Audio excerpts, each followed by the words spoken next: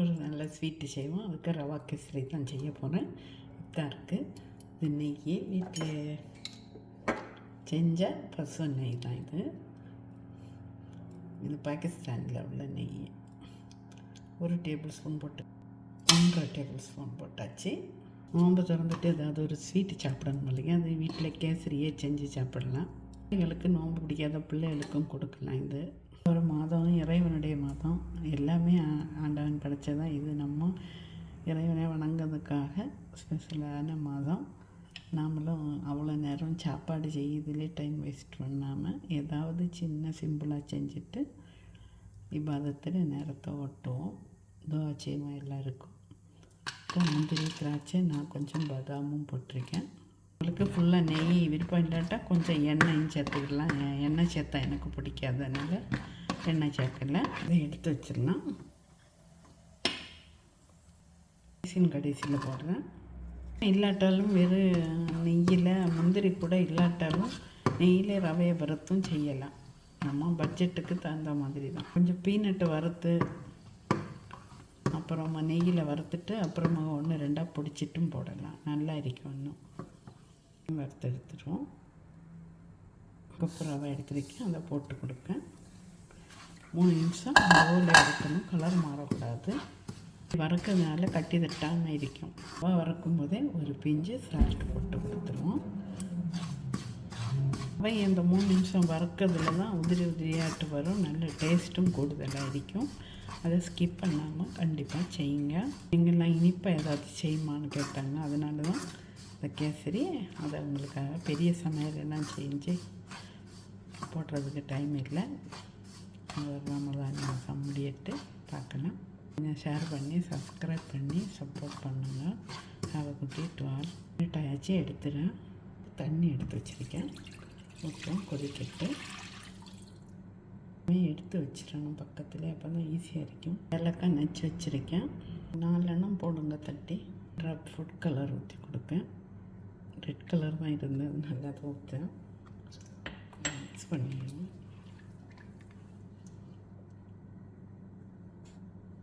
வறுத்த ரவையை கொஞ்சம் கொஞ்சமாக போட்டு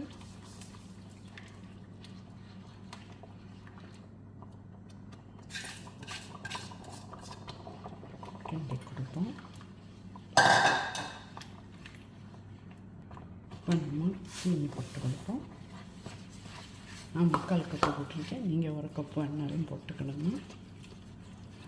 லைட்டாக தான் கலர் சேர்த்துருக்கேன். பிடிச்ச ஏலக்காய் சேர்த்துறோம்.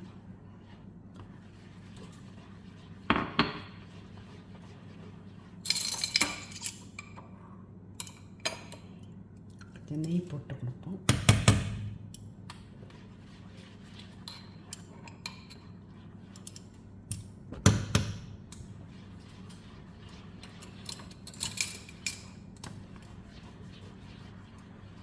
முந்திரியை போட்டு கொடுத்துருவோம்.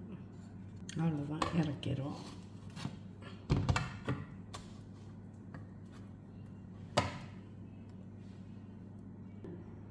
ரவை கேசரி ரெடி ஆகிடுச்சு. இஃப்தார் ஸ்வீட்டு ஹோட்டல் ஸ்டைலில் நல்லா வாயில் வச்சாலே அப்படி மெதுவாக கரைஞ்சி போகும். இந்த மாதிரி இருக்குது. ட்ரை பண்ணிவிட்டு ஷேர் பண்ணுங்கள். அவ குட்டிட்டு பிங்க் கலரில் இருக்குது. ரெட் கலர்னு வாங்கினது எனக்கு தான். நேற்று நைட்டுக்கு பொரித்த ஷ்ரிம்பு அது மிச்சம் வந்துட்டது. அதே இந்த மாதிரி பொடியாக வெட்டி வச்சுருக்கேன். கடலை மாவு போடுவோம். இது துபாயிலே வாங்கினது.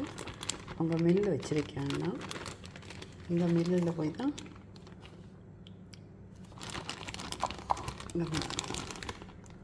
இங்கே தான் வாங்கினது.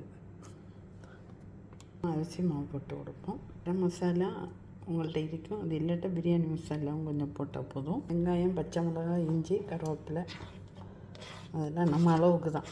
உங்கள் கையளவும் கண்ணளவும் தான் போடணும். அப்புறம் உப்பு போடணும். இதில் இருந்தால் பார்த்து போடுங்க. உப்புக்கு டேஸ்ட் பண்ணி. நான் ஒரு திட்டமாக ஒரு அளவு வச்சு போடுவேன். எல்லாத்தில் நாக்கில் நக்கி பார்க்கலாம். ஆனால் அதை ஒழுங்கக்கூடாது. அந்த டேஸ்ட்டை மண்டையில் ஏறக்கூடாது அப்படியெல்லாம் சொல்லுவாங்க. ஒரு ஆள் ஒவ்வொன்றா சொல்லுவாங்க. தெரியல கரெக்டாக. நீங்கள் பார்த்து செய்யுங்க. கொஞ்சமாக தண்ணி ஊற்றிக்கிடுங்க. பதத்துக்கு இருக்கணும். அப்போ தான் இப்படி எடுத்து தூக்கி போட்டு பொரிச்சு எடுக்கலாம். 1.5 டீஸ்பூன் 2 டீஸ்பூன் தான் வேணும். போட்டு பார்த்தேன் எண்ணெய் கொஞ்சம் கூட சூடாகணும்.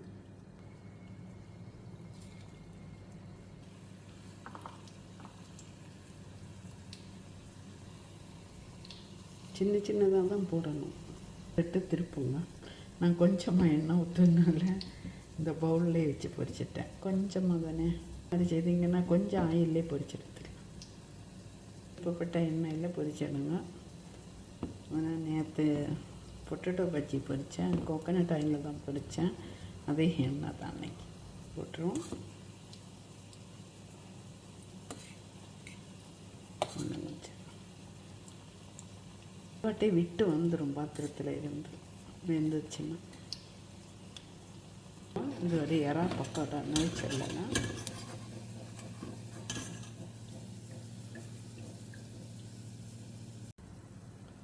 எடுத்தாச்சு பாருங்கள். உங்களுக்கு வேணால் இன்னும் கொஞ்சம் கூட முறுமுறுன்னு எடுக்கலாம். சாப்பிட்டா நல்லாவே இருக்கும் டேஸ்ட்டாக. சோடா உப்பு எதுவுமே போடலை, உதிர்ந்தே வரல.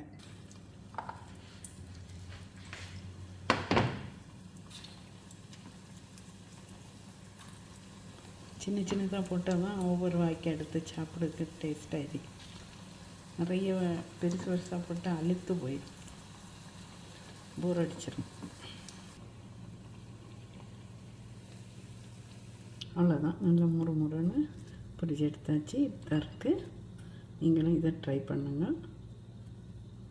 உங்கள் வீட்டில் எல்லாருக்கும் பிடிக்கும், செஞ்சு பாருங்கள். யாராவது வாங்கியே இது மாதிரி செஞ்சு கொடுங்க. ஹேபிட்டால் ஃபுல்லாக செய்யலாம், அதே நேரம் சட்டுன்னு செய்திடலாம்.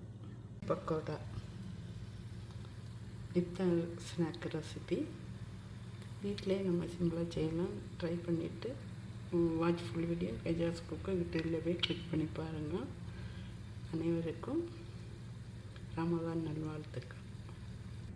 ரெசிபி என்னென்னு பார்க்கலாம். கொத்து புரோட்டா செய்யறதுக்கு தான் எண்ணெய் ஊற்றிக்கிடுவோம். புரோட்டா வச்சு தான் செய்ய போகிறேன். அதனால் ஒரு கை வெங்காயம் போட்டிருக்கேன், கருவேப்பிலை போட்டுக்கலாம், அது தக்காளி போட்டுக்கலாம். கொஞ்சம் இந்த அளவுக்கு போதும். இஞ்சி பூண்டு பேஸ்ட்டு அது எங்கேயாச்சு மீட் மசாலா இந்த அளவுக்கு ஒரு 3/4 டேபிள் ஸ்பூன், 1 டேபிள் ஸ்பூன் வரையும் சேர்த்துக்கலாம். கொஞ்சமாக தண்ணி சேர்ப்போம், ஒரு 1/4 கப்பு மாதிரி. 2 நிமிஷம் நல்லா கொதிச்சு நல்லா எண்ணெய் பிரிஞ்சு வரட்டும். அது வரை வெயிட் பண்ணுவோம். உப்பு போடலை, உப்பு போட்டுக்கிடுவோம்.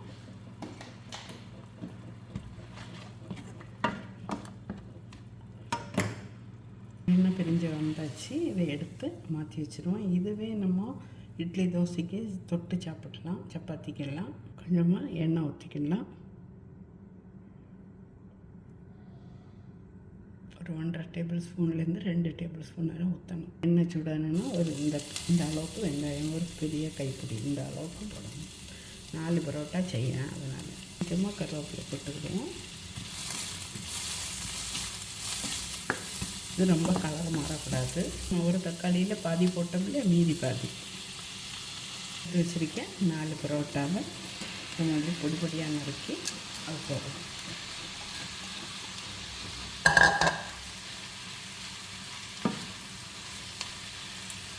இருக்கட்டு. அடுத்தது முட்டை போடுவோம். அன்னைக்கு 3 முட்டை போடலாம்.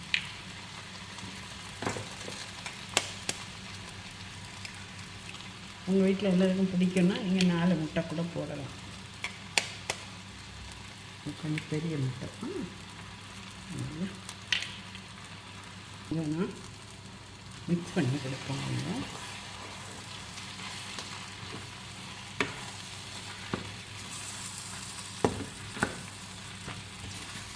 உப்பு போடலை. நம்ம யாருக்குன்னு இந்த குழம்புல கொஞ்சம் உப்பு போட்டிருக்கேன்.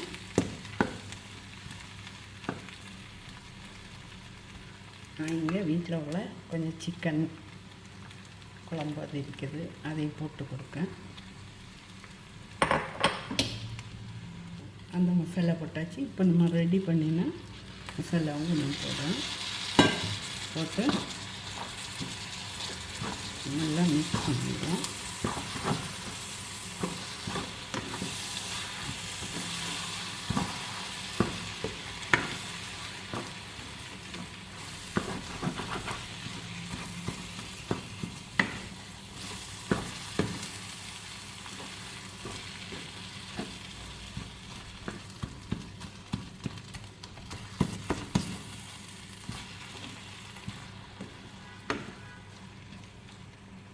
No, I will not eat. வச்சு